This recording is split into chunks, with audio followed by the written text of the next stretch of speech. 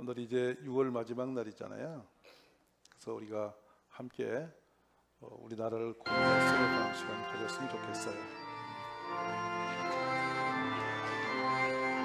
모두 일어나셔서 애국가 한번 같이 하시죠.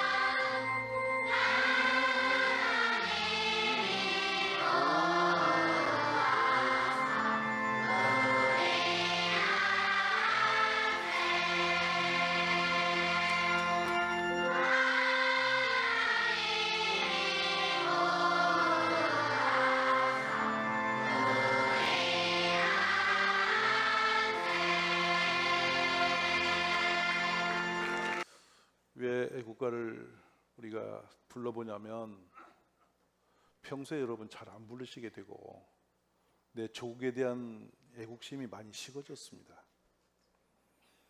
근데 해외에 나가 있어서 대한민국을 생각하면 참 눈물이 나요. 너무 애처롭고, 불과 20년 전쯤만 해도 해외 나가면 대한민국 물어보면 사람들이 몰랐어요. 우리 보고 중국인이냐 일본인이냐 이렇게 했고, 대한민국 말하면 뜨악히 여겼어요. 근데 처음은 시드로 공항에 딱 내려보면요, 삼성 광고가 떠요. 세계 어디를 가도, 또 여러분이 프랑스 가셔서 박물관에 가보세요. 한국어 통역이 나와요. 온 세계가 한국에 대한 참 인지도가 아주 좋아진 시대를 살아요. 3.1운동 할 때만 해도 우리나라 존재감이 없어서 파리 마미 국제 평화회의에 갈 때 김규기 선생님이 아무리 가서 말한들 자격도 없고 말한들 들을 사람도 없고 알 사람이 아무도 없고, 그러니까 그냥 미국의 루즈벨트 대통령 골프장에서 사인해갖고 조선 땅 일본에 주워버리는 땅이에요. 이등병문이 가서 그거 하나 받아오고 조선은 일본으로 그냥 가는 거예요. 근데 그런 줄도 모르고 우리는 국가를 잃어버린 채 그 슬픔의 역사를 살았잖아요. 얼마나 많은 눈물과 피를 흘렸습니까? 그리고 얼마나 힘이 없으면 지배당한 국가가 남북으로 갈라지는데 우리는 한 명도 대표를 보내지 못하고, 필리핀도 대표가 나가서 자기 국가의 국권을 회복하는데 우리 대한민국만 대표가 없었습니다. 쪼개하려는 일본인데 그래서 대한민국을 쪼개놓고 남북으로 갈라버린 거예요. 그래도 우리는 찍소리 한마디 못했습니다. 그래서 만민평화회에 가서 우리의 독립을 외치기 위해서 김규 선생님 가면서 한 내용이 뭐냐면, 여러분 태극기 들고 전국 방방곡곡에서 대한독립 만세를 외쳐달라, 소리를 내달라. 아무도 모른다. 외친들 위신이 우리를 주목할 사람 아무도 없습니다. 해밀턴 선교사님 그걸 드러내기 위해서 뒷바라지하면서 일본인들이 뒤를 쫓기 때문에 파리를 갈 길을 호주로 돌아서 가고, 걸리면 잡혀가면 길이 없으니까요. 그렇게 이롭고 공고한 국가입니다. 그런데 피난 오셔서 북한 우리의 이북 피난민들이 한 것은 가는 곳마다 교회 세우는 거였고요. 우리 대한민국의 골목마다 교회 세워지고 세계 없는 대형 초대형 교회들이 이 땅에 세워지면서 어느 날은 1200만의 예수 믿는 사람이 이 땅에 있었어요. 오늘 이 말씀 새겨 들을 것은 여호와를 자기 하나님으로 삼은 나라 곧 하나님의 기업으로 선택된 백성은 복이 있도다. 쉬운 고백이 아닙니다. 이 대한민국 땅에 선교사님들이 들을 때 앞이 길이 우군이 있어서 복음이 쉽게 들어간 거 아니었습니다. 많이 고단했고 외로웠고 힘들었고 죽음이 즐비했고 어떤 선교사님은 3대 못을 괴질로 이 땅에서 죽어서 아주 한 집안이 폭삭 조선 땅 때에 망한 가정이 있고요. 이 땅에 옴으로써 인생 자체를 완전히 포기한 선교사들의 눈물과 목숨을 바치는 헌신이 있어서 이 땅에 교회가 세워졌지 조선 사람이 무슨 착해서 교회 세운 거 아닙니다, 여러분. 그리고 그분들 오셔서 돈이 없어서 학교 세울 돈이 없어서 얼마나 미국에서 배를 석 달씩 타고 가서 1년 만에 돌아올 때 손에 한 주먹 쥐고 오면 학교 세우려고 애를 썼고 고아원 세우려고 했고 그렇게 세워진 고아원과 대학이 이번에 이단한테 팔리는 걸 보면서 기가 찼어요. 지켜내지 못해요. 그런 역사는 반복됩니다. 정신 못 차리면 역사는 반복되게 돼 있어요. 좋은 역사가 반복되는 게 아니라 나쁜 게 반복되게 돼 있어요. 우리는 3년 내에 전쟁을 거듭거듭 치르면서 겨우겨우 숨쉬고 사는 민족이에요. 지금 이렇게 6.25 이후로 평안을 누린 거 우리가 힘이 세서 누린 거 아닙니다. 6.25 전쟁 우리가 이긴 거, 남한이 갈라진 거, 이렇게 세워진 거 우연이 아니에요. 요즘에 6월에 6.25 전쟁사를 참 많이 봤어요.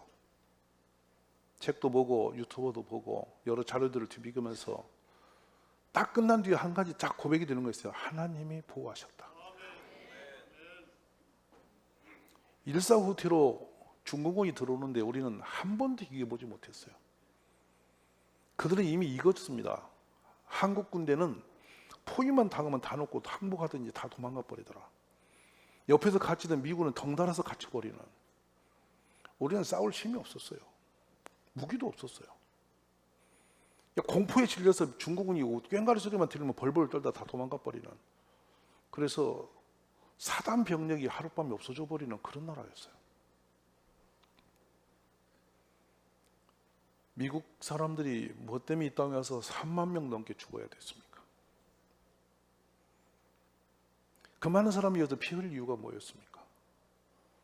우연히 인천 상륙작전이 있는 거 아니고요. 우연히 휴전선 된 거 아니거든요.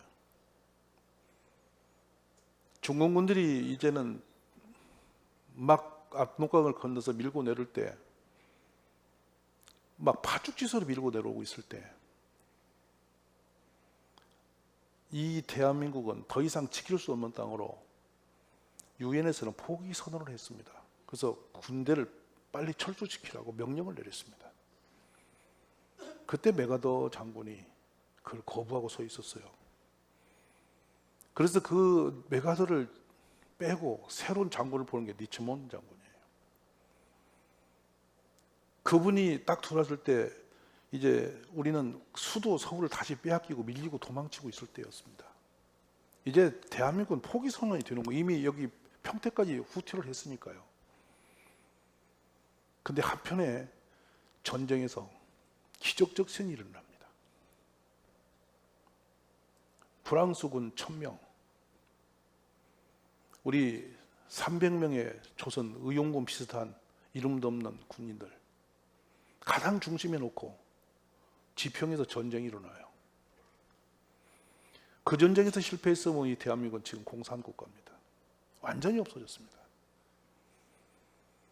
그래서 쌍굴 전투 밑에 있는 지평리 전투 두 번의 전투가 중공군을 처음으로 이기는 전투예요. 이길 수 있는 것이 아니었고 처참하게 목숨을 걸고 싸운 거예요. 그런데 미 해병대의 폭격기들이 지원 사격을 하려고 공중에 날아오면 구름이 꽉 쪄서 보이질 않는 거예요. 우리는 공군력 아니고는 싸울 방법이 너무 숫자가 많이 오기 때문에 3개 사단과 우리의 3개 연대로 붙어야 할 전쟁은 싸울 수가 없는 군대입니다. 근데 그 전쟁을 치러야 돼요. 근데 여러분, 아주 치열한 한 오후가 됐을 때 그 구름이 잠깐 열려요. 그때 폭격을 합니다. 그래서 전쟁이 역전되는 거예요. 누구의 은혜입니까? 누가 그랬습니까? 아무리 책을 봐도 하나님의 은혜다. 하나님이 지켜주셨다. 그래 싸울 힘을 얻고 다시 북진 전투를 해서 지금 휴전선까지 우리는 밀고 올라간 거예요. 그 선진들의 눈물과 피가, 헌신이 오늘 우리가 이렇게 살 터를 마련해 준 거잖아요. 근데 왜 이렇게 빠르게 우리는 국가관이 무너지는 겁니까? 교회가 이렇게 쉽게 하나님의 그 영광을 가리는 겁니까? 혹시 교회 요즘에 부흥된다는 소리 들어보셨습니까? 교회를 칭찬하고 박수치면서 야 교회 좋다 이 밖에서 그렇게 하는 소문 들어본 적 있으십니까? 교회 소식만 열면 교회에 부정한 소식이 들려오고 타락한 지도자들의 소식이 떠오고 있고 비웃음거리가 되어 있는 모습들이고, 더 슬픈 것은 1900년도 말에 전도가 멈췄어요. 어린애들은 1998년도로 다 떠났고요. 그리고 지금 교회는 초고령화로 넘어가면서 수많은 은행의 부채가 교회를 덮치고 있습니다. 못 지켜낼 겁니다, 앞으로. 이런 위기 속에 있는데 그만이 하나님의 은혜로 세운 이 땅이 왜 이렇게 쉽게 무너지느냐면 우리의 중심이, 마음들이 병들어 있기 때문이에요. 기도가 사라졌습니다, 교회가. 거의 전심으로 기도하는 분이 없어요. 그런 교회를 만나기가 어려워요. 해외여행 가는 거 요구하는 건 아니에요. 여유 있으면 갈 수 있고 많이 보아야 돼요. 눈이 열리고 여러분 많은 걸 깨닫게 될 거예요. 그렇지만 할 일을 제쳐놓고 뛰어갈 일은 아니에요. 기본은 지켜야 될 거 아니냐. 저는 교회를 생각하면 참 눈물이 나요. 왜 이렇게 슬픈지 모르겠어요. 왜냐하면 길이 안 보여. 요 근래 참 대한민국의 대표적인 대형 교회들의 목사님들이 갑자기 많이 오세요. 저희 교회를 탐방을 오세요. 왜 오시는가 하면 지금 교회 침체를 어떻게 할지를 모르고 너무 힘드니까 방법을 찾으러 오시는 거예요. 제가 늘 함께 나누면서 그 얘기를 해요. 어떤 프로그램으로도 살지 못한다. 성경대로 가야 되는데 먼저 기도가 살아야 돼. 그리고 십자가의 정신이, 도가 교회에 들어와야 돼. 우리들이 낮아지고 섬겨야 되고 좀 겸손해야 되지. 세상 사람과 똑같이 살면서 일종의 안일과 쾌락이 목적이 된 채로 막 탐욕대로 살아가면서 예수님만 등 이어봤다. 나는 그 예수님이 그런 사람 모른다고 하실 것 같아. 함께 가자. 우리 동일교회가 한 세대에 깨어있는 교회 되기를 기도하십시오. 국가의 안전은 사람의 힘으로 지켜낼 수 없음을 역사는 말씀해 주고 있고요. 오늘 본문의 말씀은 제가 2주차 들고 서는 것은 하나님을 주로 삼은 백성 위에는 하나님이 돕지 않는 거거든요. 그러면 잘 생각해 보세요. 천지를 지으신 분이 누구신가요?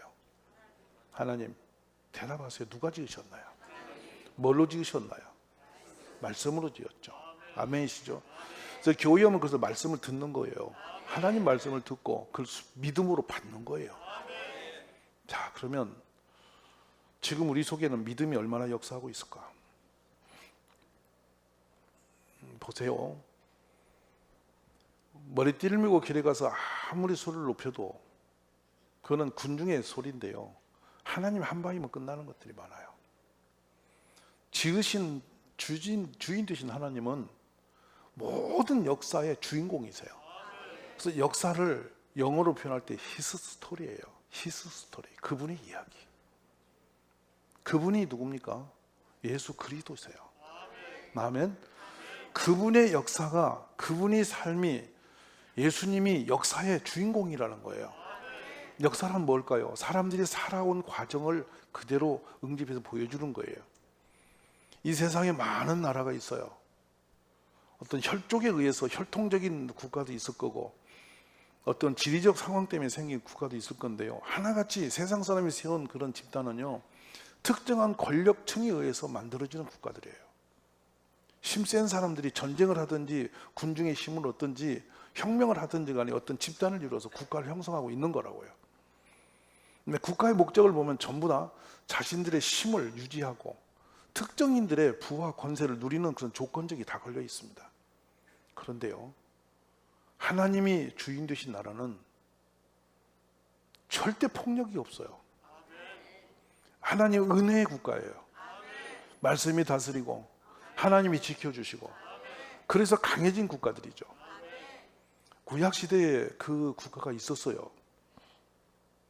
다윗이란 분이 왕이 되었을 때입니다. 그 당시는 철저하게 만백성이 하나님이 주인 되심을 인정하던 시대가 열렸어요. 가장 안전한 시대였어요. 그리고 가장 평안이 있던 시대였어요. 솔로몬은 그 번성한 국가를 그대로 물려받으면서 부귀 영화를 통해서 타락의 길을 걸었습니다. 국가가 쇠약해지고 쪼개지면서 전쟁이 전쟁을 낳고 나라는 망하는 길로 접어들죠. 짧은 시간이에요. 근데 우리 근간에 이 지구상에 위대한 국가가 하나 세워졌어요. 그것이 미국입니다. 올곧이 성경 말씀대로 살아내야 된다는 그런 국가관을 가지고 들어갔던 청교도들이 일으켜낸 나라이죠. 짧은 역사 속에 세계 최고의 강국이 되었어요. 그래서 그들을 우리는 뭐라고 하냐면 세계 경찰 국가라고까지 해요. 그들은 인간의 힘으로 당할 자가 없었어요. 일본이 쳐부시고 덤벼들었는데 오히려 그들이 그 국가에 의해서 소멸되어 버릴 만큼 항복해 버렸잖아요. 하나님보다 강한 건 이 땅에 존재하지 않거든요. 역사의 주인은 하나님이십니다. 만물이 그로 말미암아 지은 바 되었으니 지은 것이 하나도 그거 없이는 된 것이 없느니라. 이는 만물이 주에게서 나오고 주로 말미암고 주에게로 돌아감이라. 그에게 영광이 세세 있을지어다. 그러나 우리에게는 한 하나님 곧 아버지가 계시니 만물이 그에게서 났고 우리도 그를 위하여 있고, 또한 한 주 예수 그리스도께서 계시니 만물이 그로 말미암고 우리도 그로 말미암아 있느니라. 고린전서 8장 6절입니다. 창조주 하나님이 다스리는 나라보다 강한 나라는 없고요. 우리 가정도 하나님의 말씀이 다스릴 때 가정이 가장 안전합니다. 그리고 우리 교회도 사람의 어떤 군중과 집단, 어떤 특정의 사람이 아니라 하나님 말씀이 우리 교회를 지배하고 계실 때, 우리 성도님 한 분 한 분이 말씀 중심으로 사는 그런 중심이 갖춰질 때 이 교회도 좋은 교회가 되는 겁니다. 우리 그런 교회 되기를 기도하시기 바랍니다. 그렇게 말씀이 우리를 끌어갈 때 그 삶 자체가 역사가 되는 건데, 그 역사는 하나님이 만들어가는 역사입니다. 그래서 하나님이 지으신 그 나라, 하나님이 다스릴 때 만들어진 역사보다 아름다운 축복은 없지요. 왠고하면 하나님은 만물을 지으신 분이라서 하나님이 그 백성을 인도하실 때는 지으신 모든 걸 동원하여 우리를 보호하시고 지키시고 길을 여시는 분이세요. 근데 이 말씀이 그냥 듣고 마는 게 아니라 여러분이 가슴에 그렇게 그렇구나라고 인정하고 시인하며 그대로 믿으면 믿음만큼 여러분은 그 축복 가운데 살아낼 수가 있어요. 한번 보실래요? 최강의 군대를 끌고 철병거를 끌고 밀고 들어올 때 바닷속에 길을 열어가시는 분은 하나님이세요. 그리고 오히려 그들은 그 물속에 따라오다가 다 수장당해서 사라져버립니다. 맞죠? 아무것도 없는 광야길을 걸어도 그것도 하루 아니고 40년을 내리 새벽마다 만나는 거저 내렸습니다. 아멘?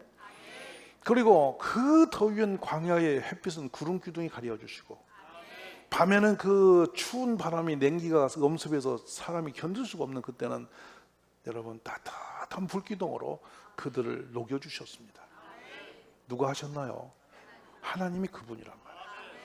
그분을 주인 삼는 것보다 더 복된 일이 없다는 것은 그래서 말씀하는 거예요. 저는 이번 여름에 우리 성도님들이라도 다시 한번 마음을 다잡고 기도에 힘을 내시고 말씀으로 돌아오고 세상적인 방법이 아닌 하나님의 말씀의 방법으로 다시 회복하는 그런 기회가 되어지기를 간절히 원합니다. 하나님은 자연계를 동원해서 우리를 보호하여 주셨고 복되게 하셨고 형통하게 하셨습니다.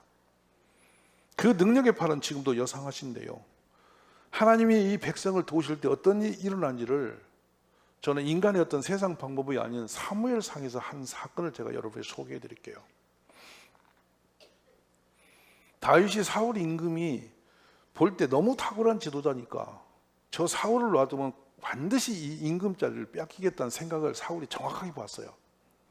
왜냐하면 이미 백성들의 민심이 사울에게 다윗에게 다 간 걸 봤어요.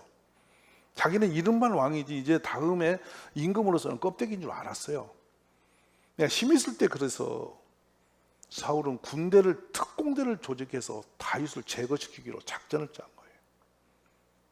1년도 아닌 10수년 동안 다윗 한 사람을 치기 위해서 몰고 다녀요. 다윗이 더 이상은 숨을 곳이 없어서 견딜 수 없어서요, 도망을 친 것이 블레셋으로 도망을 쳐버립니다. 거기 가서 이제 미친 척을 하면서 수염에다 침을 흘리고 한 미치광이처럼 앉아가 보호를 받는데 그 가족이 시글랏이라는 동네에 살게 됐어요. 정착을 해요. 근데 어느 날 블레셋의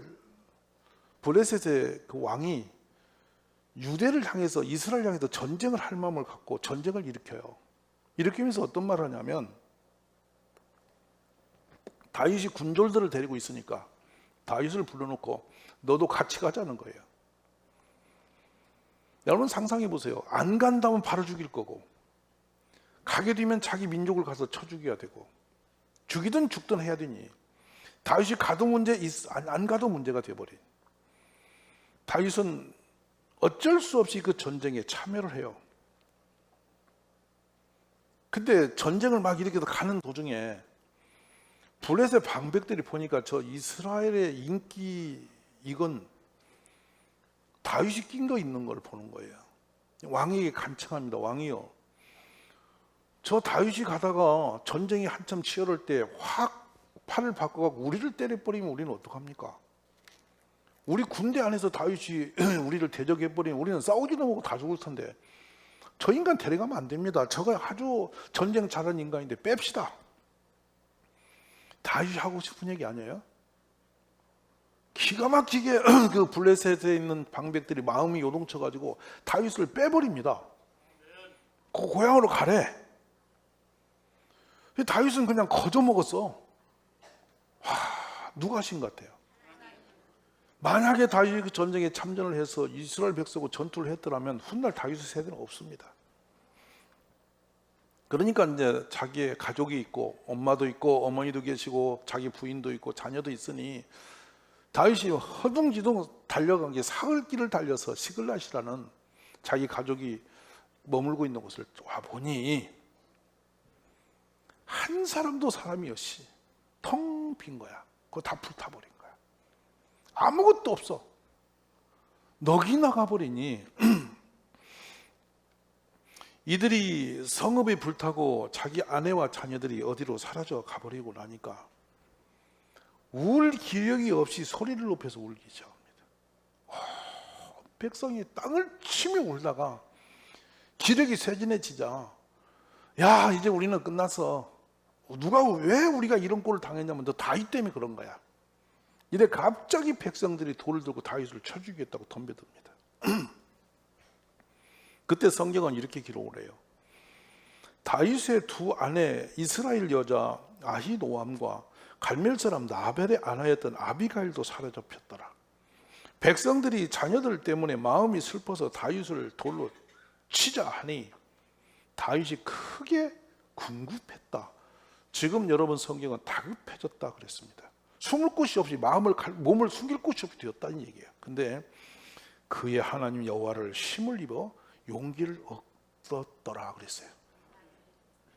어떤 방법인지 모르지만 그 위기에서 다윗은 사람으로서는, 인간의 힘으로서는 방법이 없을 때 하나님께서 그에게 어떤 힘을 주셔서 용기가 생겼다는 거예요. 그러자 다윗이 어떻게 했냐면 하나님 앞에 예복을 입고 가서 기도를 합니다. 하나님, 이 전쟁을 우리에게 이길 힘을 달라고. 제사장 아비 아들에게 부탁을 해서 에봇을 가져오라 해놓고는 그가 하나님 앞에 엎드린 거예요. 그런데 하나님께서 가라. 네가 가면, 쫓아가면 네가 반드시 따라잡게 되고 너 잃어버린 모든 걸 그냥 다 다시 가져올 수 있어. 응답을 받아요. 근데 어느 길로 어떻게 잡혀간지를 알아야 찾아갈 거 아니에요. 방법이 없어. 근데 다윗이 기도를 하고 그냥 나섭니다. 데리고. 근데 600명이 가다가 아이고 못 가겠다고 또 퍼져버립니다.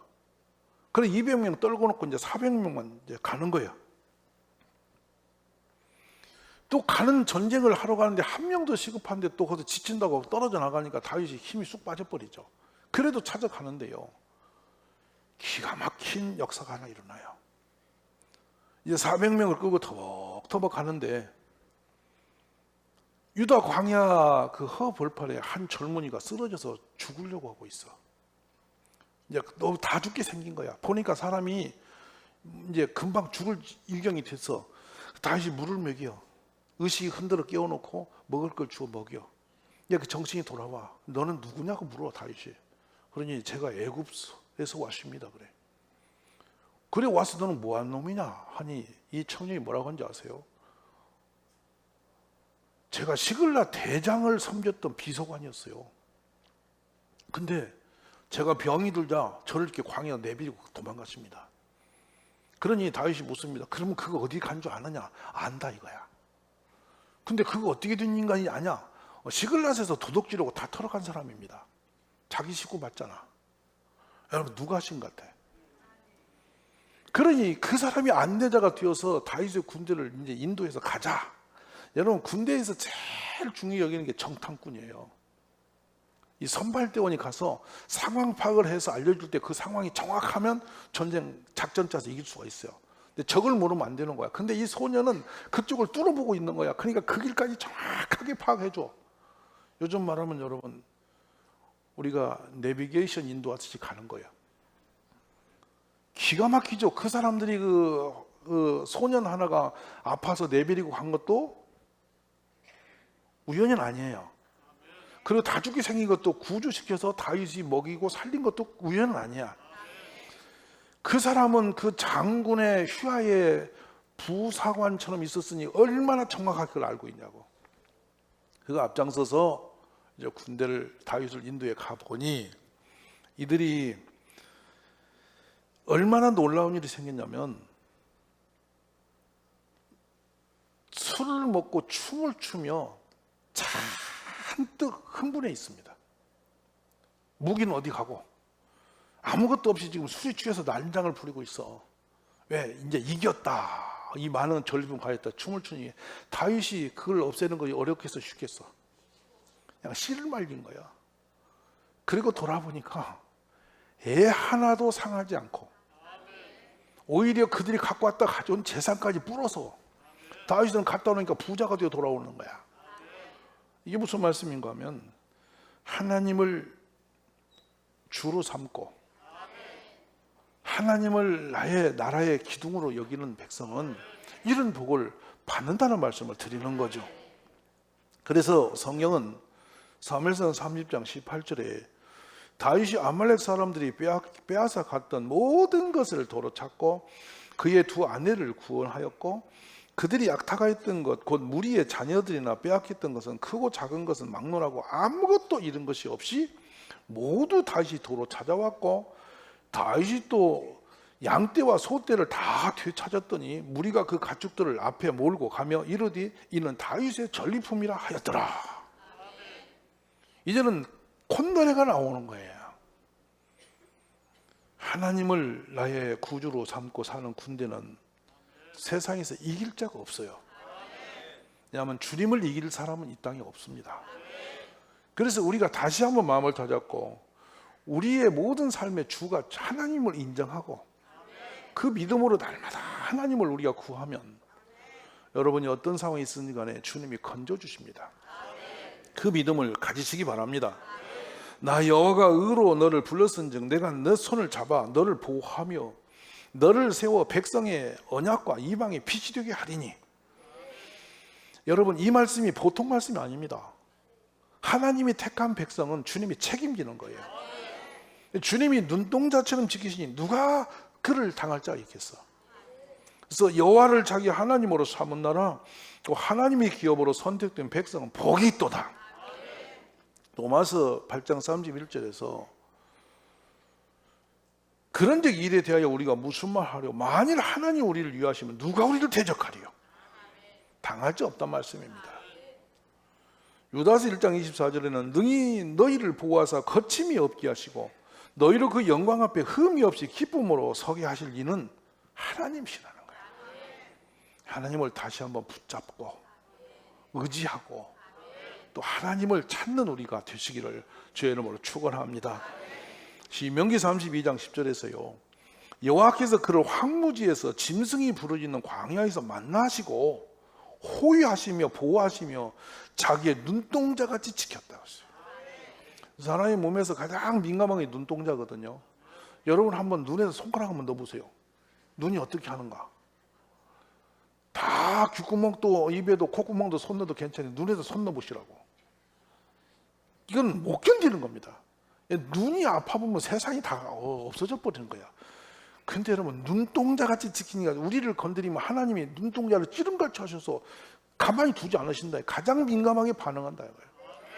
이게 하나님을 섬기는 자의 축복임을 믿으세요. 그래서 너희를 노력한 여러 나라로 보내셨나니 너희를 범하는 자는 그의 눈동자를 범하는 거. 하나님 눈동자를 찌름 같다는 거예요. 이렇게 하나님은 우리를 사랑하시며 지키시는 분이시라. 오늘 우리 마음을 다시 한번 주께로 향하심이 있기를 간절히 축원합니다. 자, 보십시오. 바다를 넓고 깊은 물을 말리시고 바다 깊은 곳에 길을 내어 구속받는 자들을 건너게 하시니까 어찌 주가 아니시겠냐. 우리 가는 길은 바다도 열어주시고 깊은 물도 갈라놓으시는 하나님이라고. 이게 믿음이 되게 하시라는 거예요.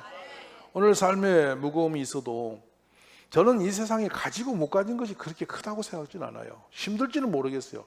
그러나 주님을 붙드시면 모든 건 자유합니다. 그래서 진리를 알지니 진리가 너희를 자유케 하리라 하시는 말씀은 그냥 있는 게 아니에요. 우리 하나님이 얼마나 위대하신지 아세요? 밤모섬에서 영의 눈이 열려서 하나님의 그 보좌를 보십니다.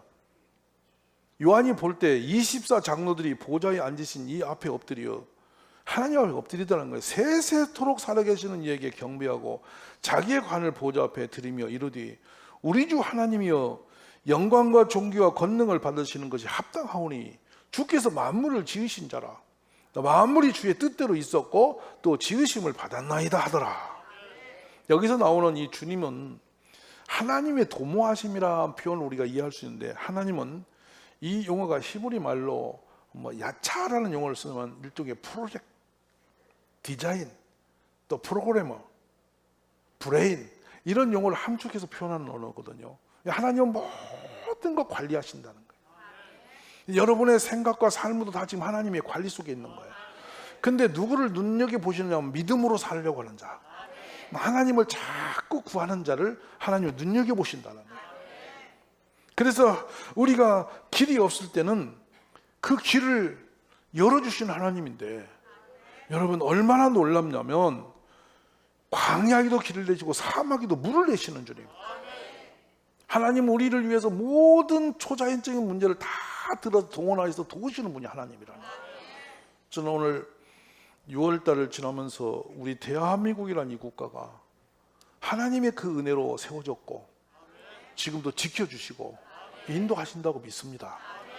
그러기 위해서는 이제 좀 더 하나님을 더 찬양하고 더 믿어드리고 더 높여드리면서 이게 하나님 앞에 서는 나라가 돼야 하지 않겠어요? 불의한 세력을 내려놔야 하지 않겠어요? 우리 자녀가 하나님을 섬기는 믿음의 자녀로 세워져야 되지 않겠습니까? 그래서 우리 성경은 우리에게 시편 127편에서 소개한 장면이 있어요. 여호와께서 집을 세우지 아니하시면 세우는 자의 수고가 헛되고, 여호와께 성을 지키지 아니하시면 파수꾼에 깨어 있으면 헛되고, 너가 일찍 일어나고 늦게 누우며 수구의 떡을 먹으면 헛되다. 그러므로 여호와께서 그의 사랑하신 자에게는 잠을 주신다, 안식을 주신다, 이 얘기예요. 말씀을 맺겠습니다, 여러분. 하나님 없는 인간의 노력이 허무한 겁니다. 많은 걸 쌓아놔도 하나님이 그 밤에 그 영혼 데려가면 다 헛된 겁니다. 예수님이 비유하셨잖아요. 이제 창고를 짓고 다 채워놓고 이제 내 영혼아 잘 먹고 잘 살아보자. 주님이 그 밤에 데려가셨어요. 의미 없는 겁니다. 주님이 주셔야만 됩니다. 오늘 우리가 새 마음을 가지고 하나님을 시인하고 믿음으로 하나님을 구하는 그 자리까지 한 번 더 나가시기를 주의 이름으로 축원합니다. 이는 우리 하나님 여호와께서 친히 우리와 우리 조상들을 인도하여 애굽 땅 종되었던 집에서 올라오게 하시고, 우리 목전에서 그 큰 이적을 행하시고, 우리가 행한 모든 길과 우리가 지나온 모든 백성 중에서 우리를 보호하셨으며, 여호와께서 이 모든 백성들과 이 땅에 거주하던 아모리 족속을 우리 앞에서 쫓아내셨습니다. 그러므로 우리도 여호와를 섬기리니 그는 우리 하나님이 시민이라. 우리 하나님을 다시 하나님으로 인정하는 우리 가족이 되시기 바랍니다.